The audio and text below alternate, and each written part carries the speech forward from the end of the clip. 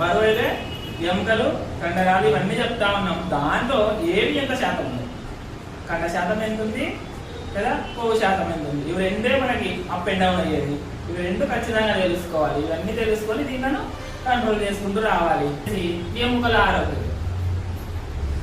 బాగా ఎముకలు బాగా ఎత్తున్నాయంటే ఎముకలు దృఢంగా ఉండొచ్చు, లేదంటే వీక్ గా కూడా ఉండొచ్చు. అవునా కదా? ఈ ఎముకల సమస్యలు అనేవి దాదాపు ఇప్పుడు చాలా ఎక్కువైనాయి.